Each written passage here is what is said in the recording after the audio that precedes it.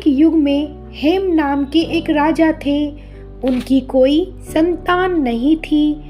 बहुत समय बीत जाने के बाद देवगण की कृपा से उनको पुत्र की प्राप्ति हुई। जब हेम राजा ने पुत्र की कुंडली बनवाई तब ज्योतिष ने कहा, हे राजन, इस बालक की शादी के 10वें दिन इसकी मृत्यु का योग है।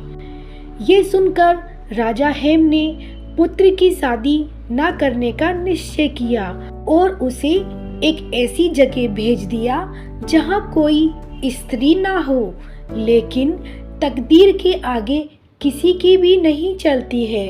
घने जंगल में राजा के पुत्र को एक सुंदर कन्या मिली, जिससे उन्हें प्रेम हो गया और दोनों ने गंधर्व विवाह कर लिया। भविष्यवाणी के अनुसार पुत्र की 10वें दिन मृत्यु का समाचार राजा के पास पहुंच गया। उसके प्राण लेने के लिए यमराज के यमदूत पृथ्वी पर आए। जब वे प्राण ले जा रहे थे तो मृतक की विधवा के रोने की आवाज सुन यमदूत के मन में भी दुख का अनुभव हुआ, लेकिन वे अपने कर्तव्य के आगे विवश थे। यमदूत जब प्राण लेकर यमराज के पास पहुंचे तो बेहद दुखी थे।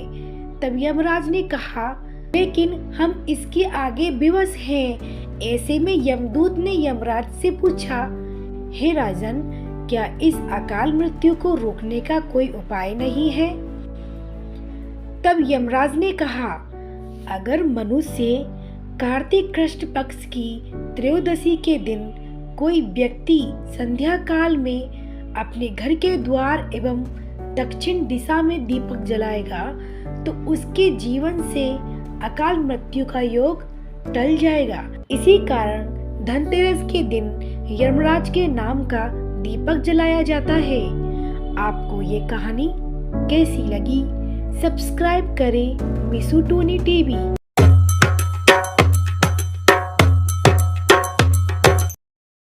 प्राचीन काल में एक साहूकार था जिसके 7 बेटे और 7 बहू थी।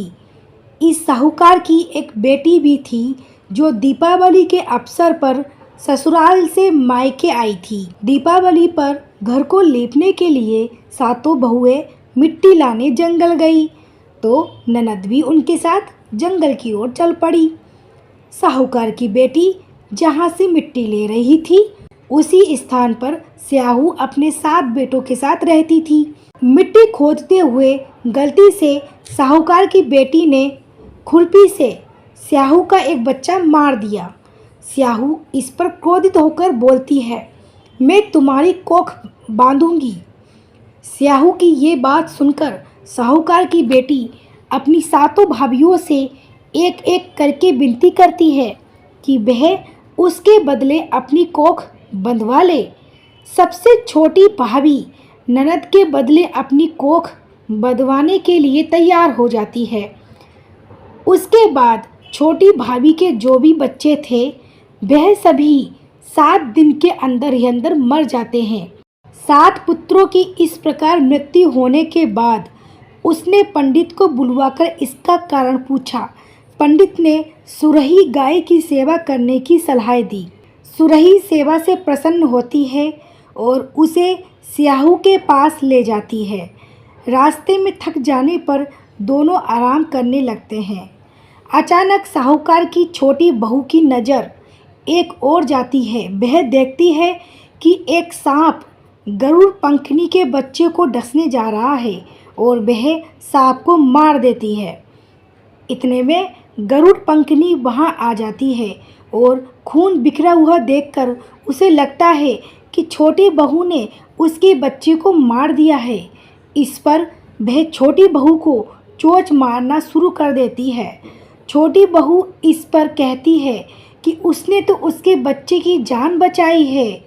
गरुड़ पंखनी इस पर खुश होती है और सुरही सहित उन्हें स्याहू के पास पहुंचा देती है। स्याहू छोटी बहू की सेवा से प्रसन्न होकर उसे 7 पुत्र और 7 बहू होने का आशीर्वाद देती है। स्याहू के आशीर्वाद से छोटी बहू का घर पुत्र और पुत्र की बहुओं से हरा भरा हो जाता है।